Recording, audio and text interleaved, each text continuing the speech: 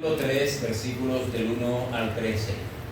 Por esta causa yo, Pablo, prisionero de Cristo Jesús, por vosotros los gentiles, si es que habéis oído de la administración de la gracia de Dios que me fue dada para con vosotros, que por revelación me fue declarado el misterio, como antes lo he escrito brevemente, leyendo lo cual podéis entender cuál sea mi conocimiento en el misterio de Cristo, misterio que en otras generaciones no se dio a conocer a los hijos de los hombres, como ahora es revelado a los santos apóstoles y profetas por el Espíritu, que los gentiles son coherederos y miembros del mismo cuerpo y copartícipes de la promesa en Cristo Jesús por medio del Evangelio, del cual yo fui hecho ministro por el don de la gracia de Dios que me ha sido dado según la operación de su poder.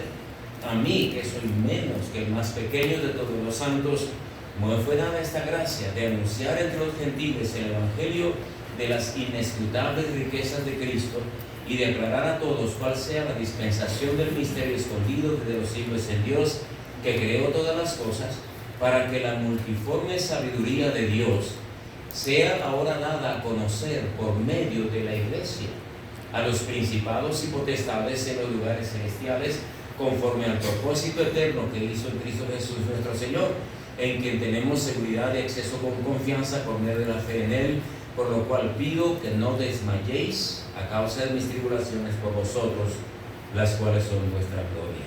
De nuevo les pido que me acompañen en oración. Dios mío, gracias por todo lo que hemos escuchado, la música especial, los himnos congregacionales, el testimonio de los hermanos, la reseña histórica a través del video. Qué bendición ver a los hermanos llegar e involucrarse, Señor, venciendo el calor que se siente debido al clima. Qué bueno, Señor, qué bueno es que podamos apartarnos unos minutitos para dedicarnos a Ti, para ofrecer nuestra vida como un sacrificio o como si fuera un sacrificio, pero un sacrificio vivo delante de Ti. Te pido, Señor, que ahorres pues tales esfuerzos, honres Tu palabra y uses en estos momentos la meditación en ella. Te lo ruego humildemente que me uses porque Tú eres fiel. En el nombre del Señor Jesucristo. Amén. Pablo está diciendo allí en Efesios 3 que Dios le dio a él un privilegio que a nadie más le fue concedido, y es dar a conocer el misterio que en otras generaciones no se había dado a conocer a los hijos de los hombres. Lo repite una y otra vez usando la palabra misterio, no para referirse a algo místico o algo tenebroso, sino simplemente a algo que no se había dado a conocer, algo escondido. Y Pablo dice: a mí, que soy el menos de todos los siervos de Dios, me fue dado el honor, el privilegio de dar a conocer el misterio escondido desde los siglos en Dios, que en otras generaciones no ha sido dado a conocer. Y repite una y otra vez de una manera muy elocuente para decir: ese misterio escondido se llamaba iglesia, se llama iglesia. Tal palabra no había sido dada a conocer en ninguna época como tal. Y Pablo la menciona allí, dice que la multiforme sabiduría sea dada a conocer por medio de ese misterio escondido, la iglesia, que los judíos y los gentiles seríamos conformados en un solo cuerpo y se llamaría iglesia, y por medio de la iglesia sería dada a conocer la multiforme sabiduría de Dios. Multiforme se refiere a las diferentes formas, maneras, métodos, ministerios a través de los cuales en la sabiduría de Dios sería dada a conocer a todo tipo de personas en los lugares, dice, a los principados y potestades en los lugares celestiales. Es decir, ni los mismos ángeles habían de desarrollar ese ministerio, y sería enfrentado a toda clase de oposición por medio de la iglesia. Y luego dice: por lo cual pido que no desmayéis. Y estas consideraciones, hermanos, las uso como una introducción para hacernos por unos momentos pensar qué es lo que debo hacer en este tiempo en mi iglesia. Y pudiéramos mencionarle a esta meditación: mi iglesia me necesita. Estoy pensando en la Iglesia Bautista Monte Calvario, y si hay alguna otra iglesia que está representada mientras que yo hablo, piense en su propia iglesia. Y piense por unos minutitos, hermanos, en la maravilla y la gran bendición que significa ser parte de la iglesia que Cristo ganó con su propia sangre. Ser parte de ese misterio que nunca nadie había llegado a conocer, y que ahora, por la sabiduría y la soberanía de Dios, ustedes y yo llegamos a formar parte. Fíjense usted, hermano, en toda la historia de la humanidad, a ustedes y a mí nos tocó vivir, porque Dios así lo decidió, vivir en este tiempo. Nos hubiera podido tocar vivir en los tiempos antes de Abraham, en la dispensación de la conciencia, donde cada quien se dejaba llevar por lo que su conciencia le dictaba. Nos pudo haber tocado llegar a vivir en los tiempos de la promesa, en los tiempos de Abraham, Isaac, Jacob, los patriarcas. Pudo habernos tocado vivir en los tiempos de la ley. ¿Se imagina usted? En los tiempos de la ley, como gentiles, donde Dios trabajaba a través de judíos. Nos pudo haber tocado vivir los tiempos en los que Cristo nació y vivió. Dios no lo quiso así. Tal vez hubiésemos sido de aquellos que gritábamos: crucifícale, crucifícale. No nos tocó vivir en el tiempo en que la iglesia nació, allá en el Pentecostés. No nos tocó vivir en el tiempo de la persecución, los primeros 3 siglos de la historia de la iglesia. No nos tocó vivir en el tiempo de la oscuridad, nos tocó vivir, hermanos, en el tiempo de la gracia. Amén. En el tiempo de la iglesia, donde Cristo ya pagó el precio, donde Él murió, fue sepultado y resucitó y ascendió al cielo. Nos tocó a usted y a mí vivir en el tiempo en que el Espíritu Santo descendió para morar en el cuerpo de todos los que creyésemos en Jesús. Nos tocó vivir en el tiempo en que tenemos la palabra de Dios completa, porque los antiguos no tenían el Nuevo Testamento. Nosotros tenemos ya toda la palabra de Dios. No tenemos que quitarle ni añadirle nada. No tenemos que pensar en sueños, en revelaciones, en profetas que vienen y gritan y dicen: así dice Jehová. Tenemos todo en las Escrituras. Tenemos el Espíritu Santo morando en nosotros, y tenemos la iglesia. ¿Es consciente usted, amado hermano, de ese privilegio? Alguien un día tocó la puerta de nuestra casa y nos habló del Evangelio. Alguien, el Señor envió a nuestro pueblo y nos, a través de ganadores de almas, a través de un folleto, a través de una película, a través de una campaña, a través de un ganador de almas, a través de algún otro medio quizá masivo de comunicación, pero el Evangelio nos llegó. ¡Qué privilegio! Qué bueno que no nos llegaron los mormones, qué bueno que no nos llegaron los testigos de Jehová, qué bueno que no le creímos a los ateos, qué bueno que un día el Señor nos sacó de la idolatría, del catolicismo romano. Qué privilegios somos ustedes y yo, qué privilegiados somos ustedes y yo. Dios nos ha dado iglesias, nos ha dado dones, nos ha dado fuerza, nos ha dado salud, nos ha dado un tiempo, hermanos, en el que podemos vivir acompañados de abundancia. Ya no hay hambrunas en nuestro país. Y luego nos tocó vivir en México, y ustedes en Cuernavaca, la ciudad de la eterna brincadera. Bueno, así dicen ustedes. Les tocó vivir en el tiempo, en los tiempos en los que hay antibióticos, hay toda clase de... Somos muy privilegiados, amados hermanos. Y tenemos que ser conscientes, y somos deudores a esa soberanía de Dios, porque ahí Dios así lo decidió, ¿verdad? Nos tocó vivir en la familia, a mí me tocó vivir en la familia Cortés. Dios lo decidió por mí. Qué bendición que mi papá y mi mamá conocían el Evangelio cuando yo nací. Qué bendición, qué bueno. Somos muy privilegiados y tenemos sobre todas las cosas algo que se llama iglesia. Ahora, ¿qué es lo que Dios espera de mí? teniendo tan grande privilegio de tener una iglesia? Primero quiero hacerles pensar, hermanos, el precio de la iglesia, lo que la iglesia costó. Allí cuando Pablo le escribe a los Efesios, después de leer el capítulo 3, el capítulo 4, llegamos al capítulo 5, cuando dice el capítulo 5, versículo 25, maridos, amad a vuestras mujeres, así como Cristo amó a la iglesia.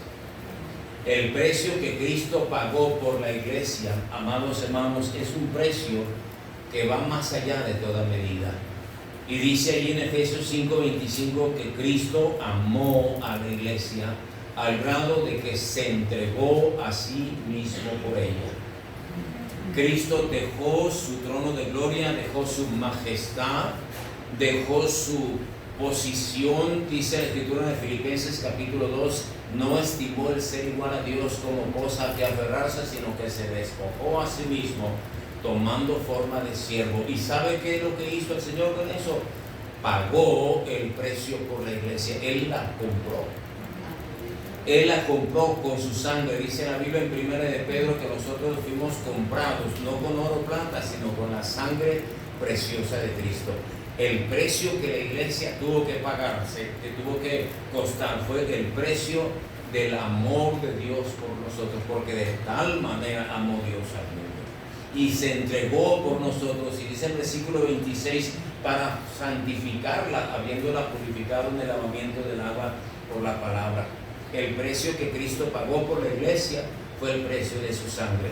Él amó la iglesia, Él vio la necesidad de un cuerpo en el cual el que cree en Él tuviese un ambiente donde vivir, tuviese un estilo de vida que aprender, tuviesen la comunión para adorar, para sentir la presencia de Dios, y decidió venir a este mundo y pagar el precio del pecado para que fuese posible el misterio escondido, la iglesia. Así que el Señor la amó, se entregó, la santificó y la purificó y la llamó iglesia. Ese costo, ese precio fue pagado. No hay palabras suficientes para nosotros decir cuánto fue lo que se pagó. No hay manera de hacer alguna comparación para decir la iglesia vale tantos millones de pesos o de dólares o de lo que sea, o tantos lingotes de oro. Fue la sangre preciosa de nuestro Señor Jesucristo. Él la compró con su sangre. La iglesia existe porque Cristo lo logró. Amén. Tenemos ese privilegio. No tengo palabras suficientes para decir lo que vale la iglesia. Pero saben ustedes, hermanos, que el precio que la iglesia tuvo que pagar no solamente consiste en el precio que Cristo pagó. Para que la iglesia existiera,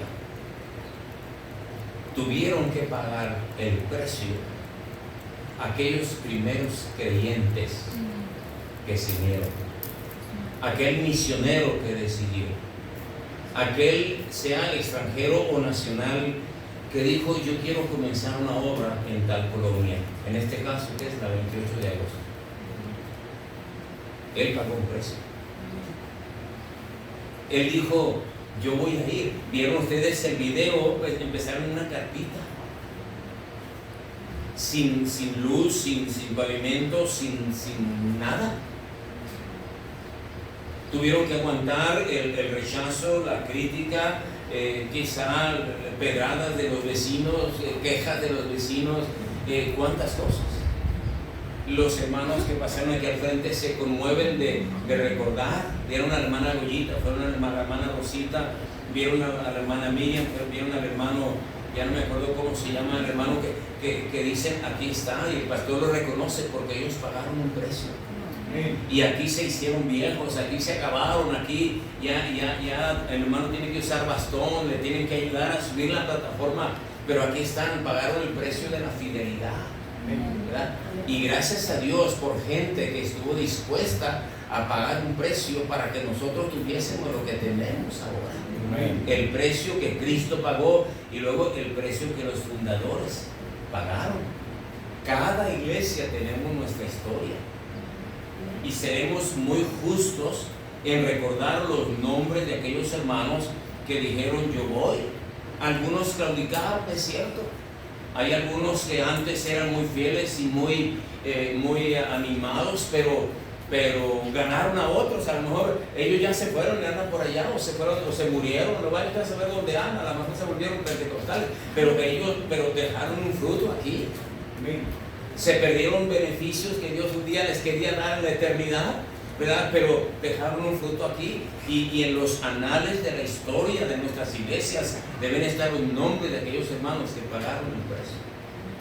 Si nosotros nos pusiésemos a estudiar la historia de cómo las iglesias comenzaron en México, encontraríamos mucha sangre derramada de mártires que pagaron el precio por que la iglesia existiera en nuestro país allá en los 1840.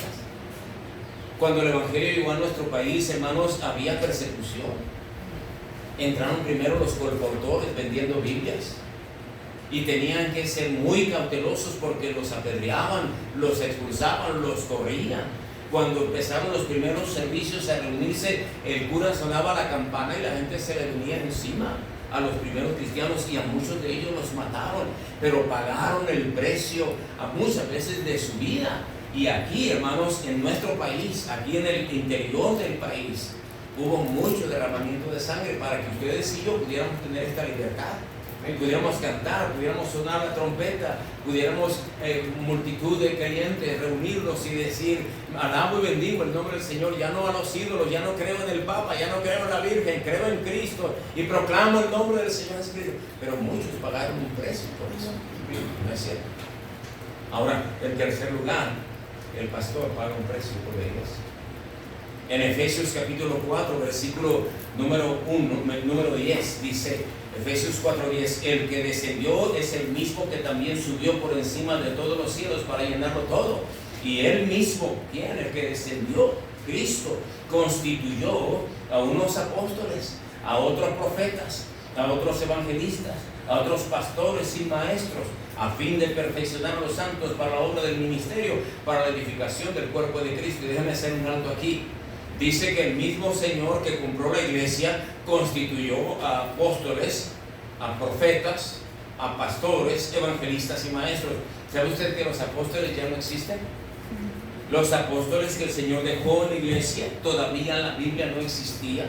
Entonces era necesario el apostolado, la autoridad del apóstol, que decía, el Señor nos enseñó esto. Yo escuché del Señor Jesucristo literalmente esta enseñanza. Yo conocí al Señor Jesucristo. Cada uno de los apóstoles debía de haber conocido al Señor Jesucristo, no solamente en su ministerio terrenal, sino resucitado.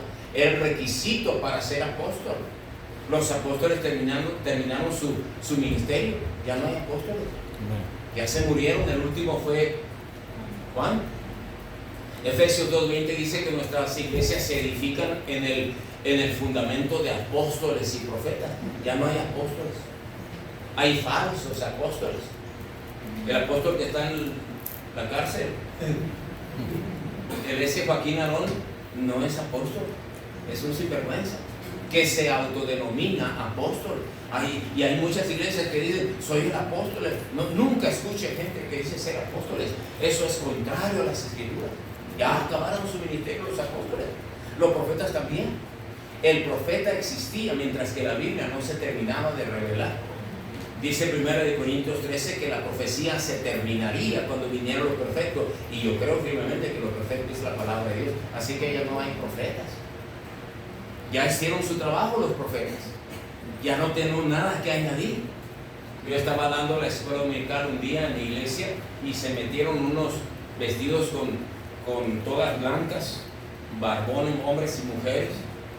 Interrumpieron, eran americanos, tenían que ser. Somos profetas. Reagan es el anticristo.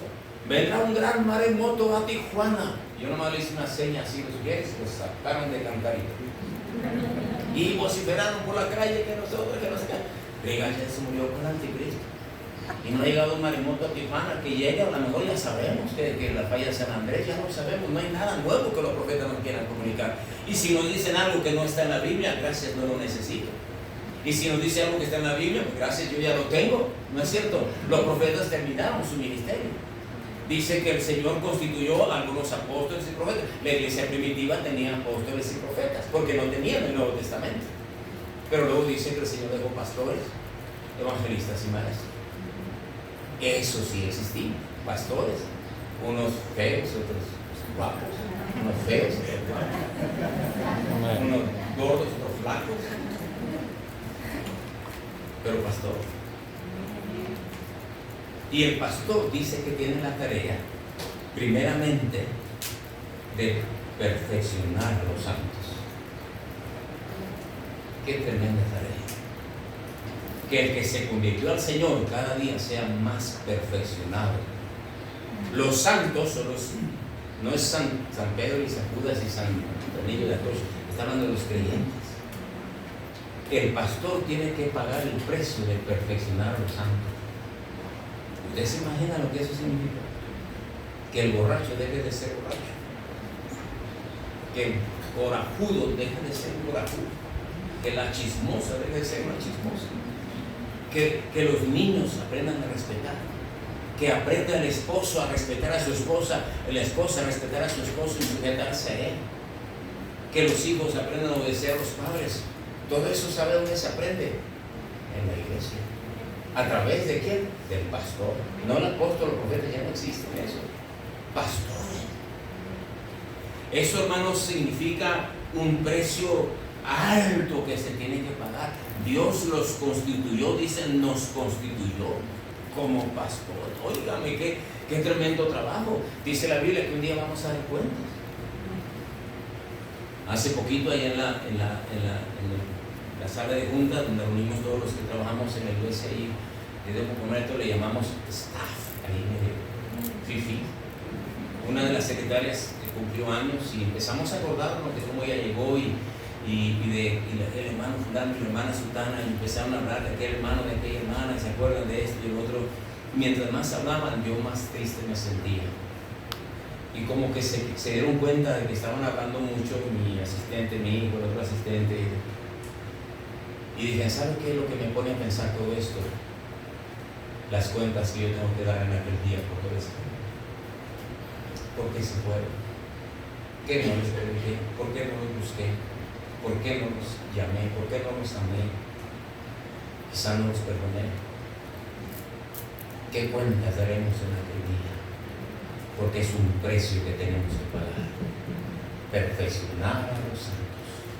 Con la predicación, con la enseñanza, con la exhortación, con la disciplina, con el discipulado, con uno y otro esfuerzo, aguantar los reveses, aguantar los desprecios. Uno no puede menospreciar a un hermano porque, pero ellos bien que lo desprecian a uno.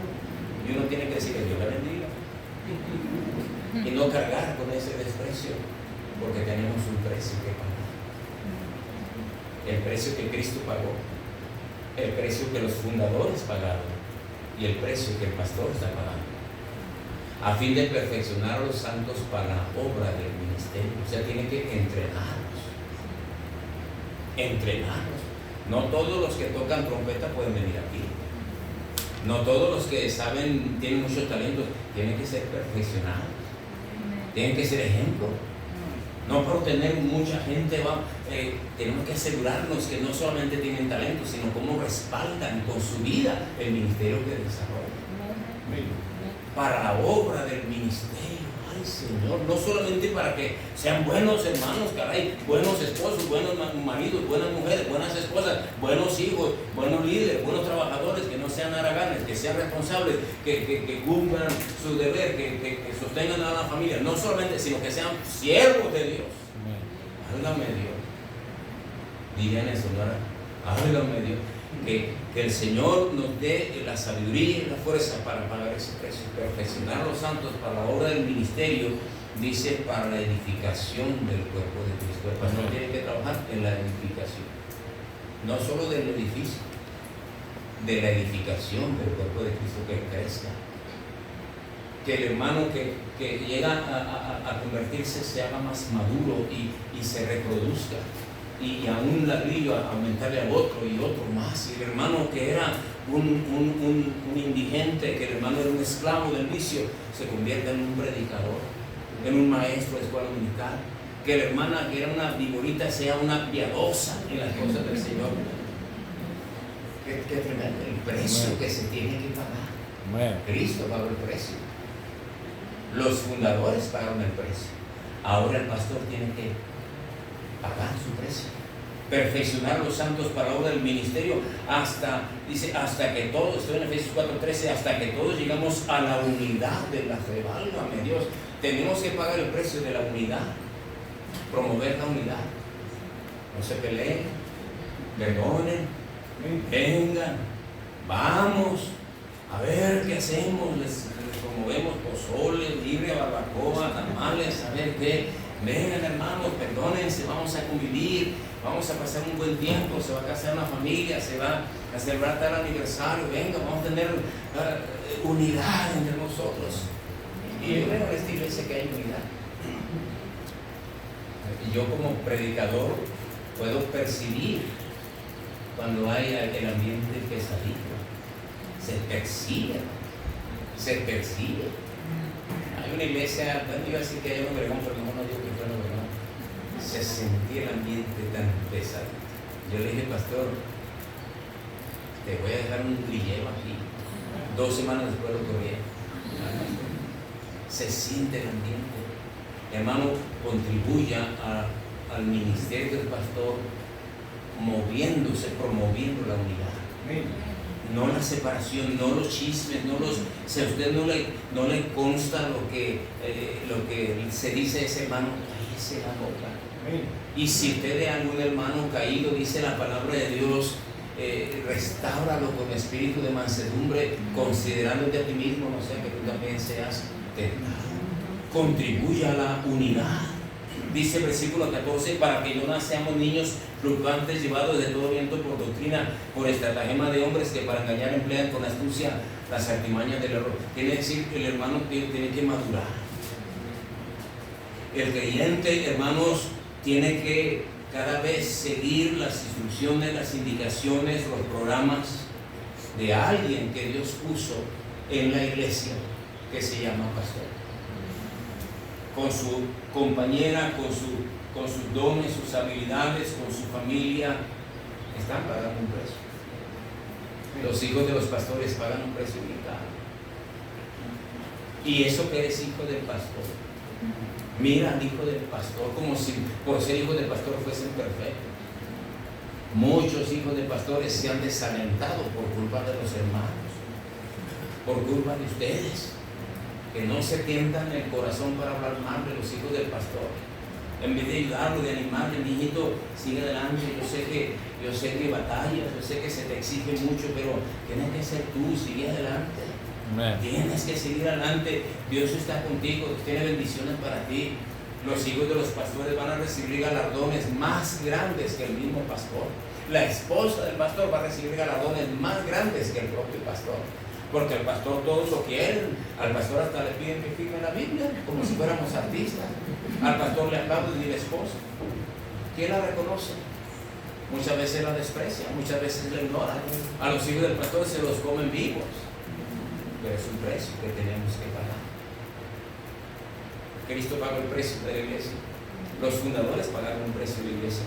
El pastor está pagando un precio de la iglesia. Ahora, usted tiene que pagar un precio. Usted tiene que pagar un precio. Todo lo que he venido diciendo se resume como en un embudo a esta verdad. Usted tiene el privilegio de ser un creyente, miembro activo o inactivo de una iglesia. Y en primer lugar tiene que pagar el precio de la constancia. En Gálatas capítulo 4 versículos del 9 al 11 ya llegué a la predicación. Todo lo demás es la introducción. Todo lo demás debe la predicación que la introducción. No se asuste. Gálatas 4 versículo 9 dice así. Gálatas 4:9. Mas ahora conociendo a Dios, o más bien siendo conocidos por Dios. ¿Cómo es que os volvéis de nuevo los débiles y pobres rudimentos a los cuales os queréis volver a esclavizar? Guardáis los días, los meses, los tiempos y los años. Me temo de vosotros que haya trabajado en vano con vosotros. Hasta ahí. Pablo le está hablando a los hermanos de Galacia. Hermanos, dice, tengo miedo que todo lo que yo hice por ustedes como iglesia de Galacia haya sido en vano, porque están volviendo a los pobres y débiles rudimentos, a las esclavitudes que antes tenían, porque hay hermanos que no quieren pagar el precio de la constancia, de la perseverancia. Hermano, Dios reclama de ti constancia. Hablaba hace ratito del esfuerzo. Sé constante. ¿Sabe lo que ha sido la hermana Rosita? Constante. No es predicadora, no es apóstola, no es profeta, a lo mejor ni maestra, no canta en el coro, pero qué bendición. Amén. Es constante. ¿Se imaginan que todos los hermanos fueran constantes? Amén. No más, no sirvan para nada, pero que sean constantes.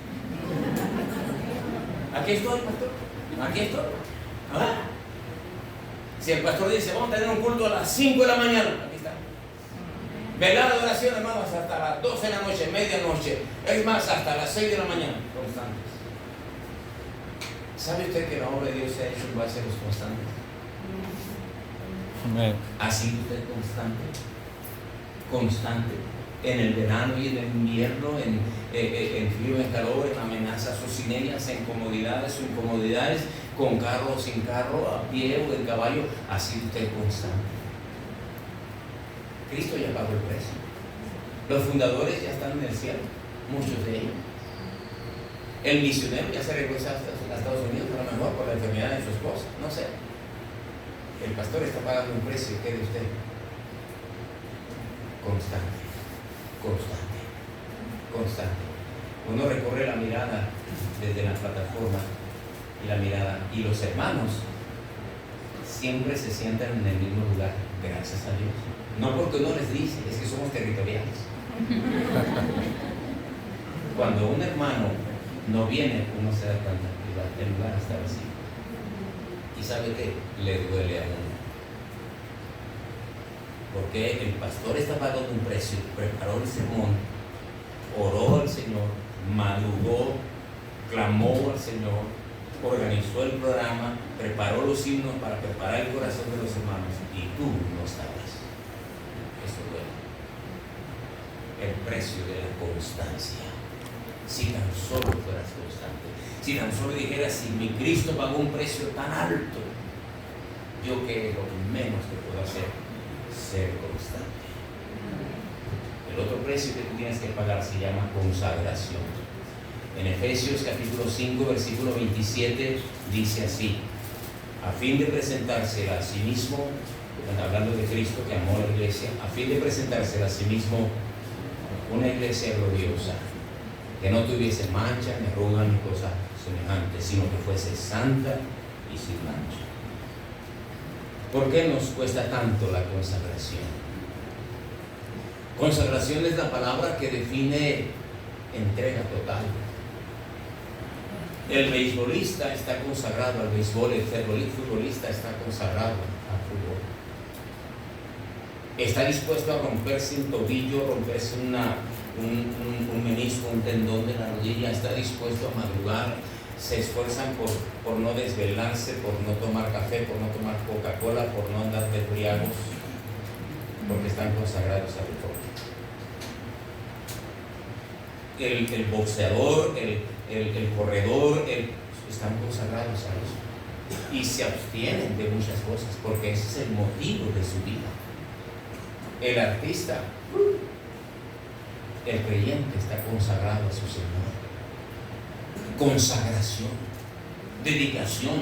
Lo primero de nosotros es pensar en Dios, pensar en Él, en su palabra, en su grandeza, en su señorío, en hacer las cosas que son agradables delante de Él, servirle a Él de alguna manera, consagrado, separado del mundo para Dios.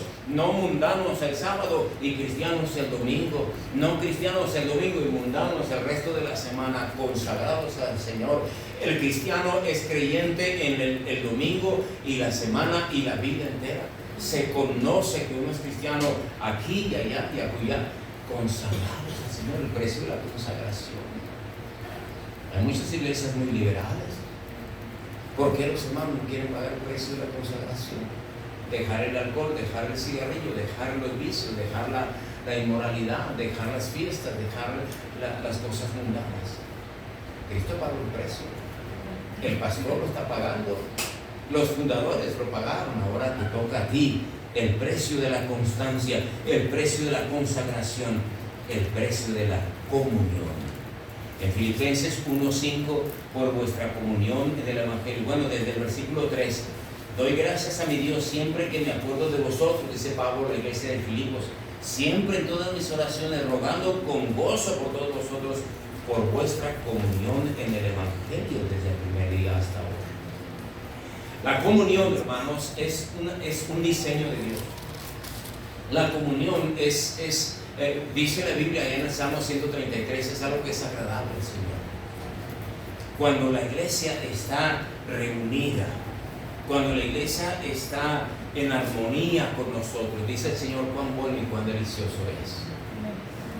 Y Dios mismo dice, mirad cuán bueno y cuán delicioso, vean cómo yo lo veo.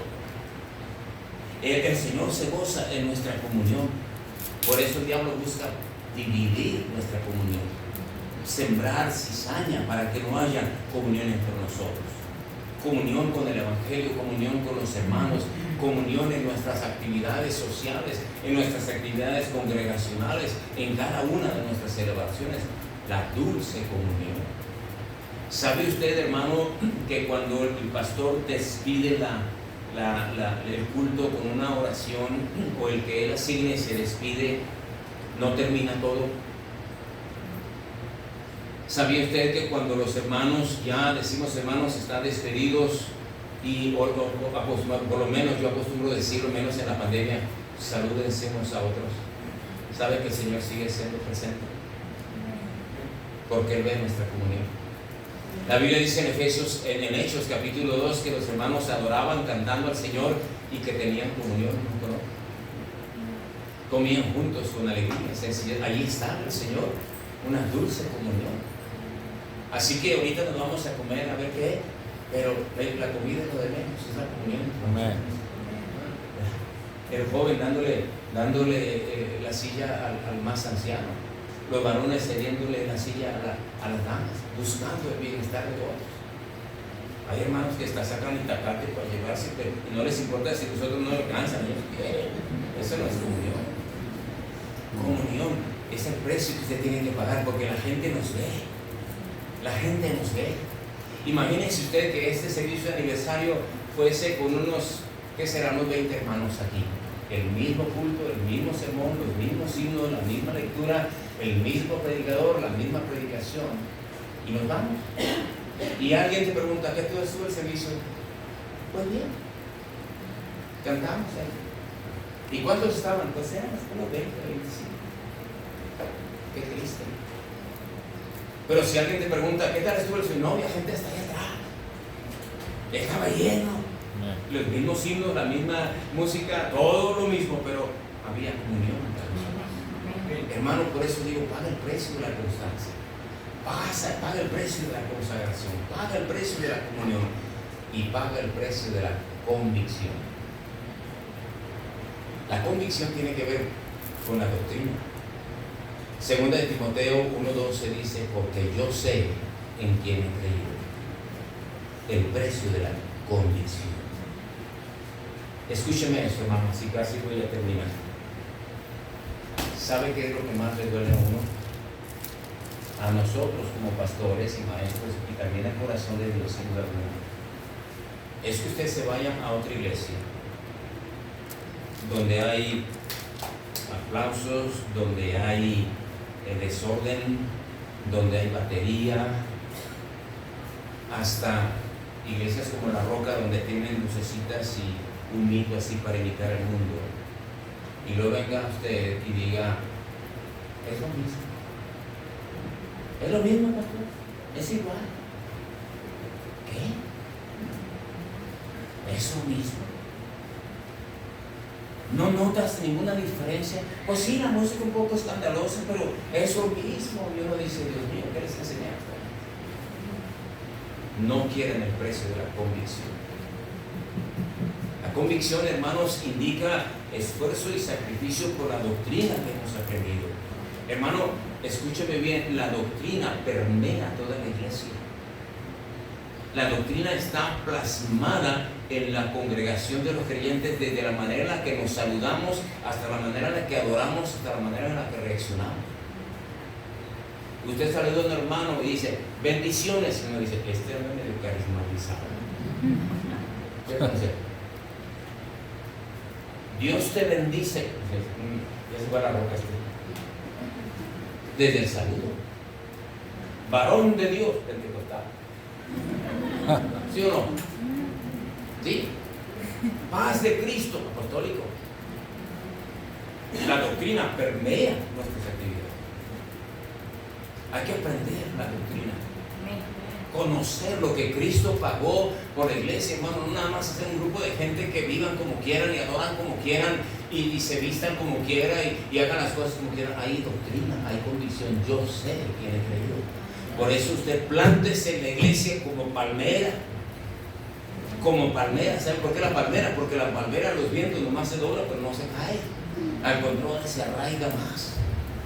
Plántese en la iglesia y aprenda la doctrina, porque Cristo pagó el precio, el fundador pagó el precio, el pastor está pagando el precio y usted debe pagar el precio por la iglesia.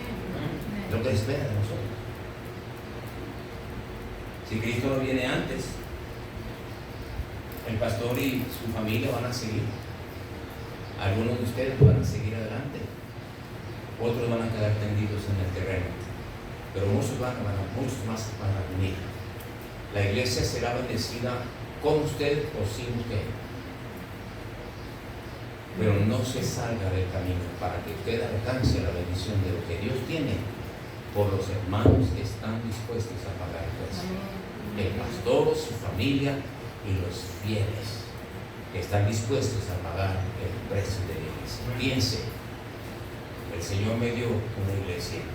¿Qué puedo hacer por ella? Porque mi iglesia me necesita. Para la gloria de Dios. Vamos a orar. Señor, bendice esta invitación, bendice al pastor haciendo la invitación, voy dejando a él para que conoce la congregación, Señor, y tú hagas que no se vaya esta predicación nada más como una enseñanza, una idea, sino haya decisiones de constancia, de consagración, de comunión, de convicción, de compasión. Bendice, te lo pido, Señor, que no nos vayamos de aquí sin tomar serias decisiones por ti. Te lo pido en el nombre del Señor Jesucristo. Sigan orando, hermanos, por favor. El pastor viene.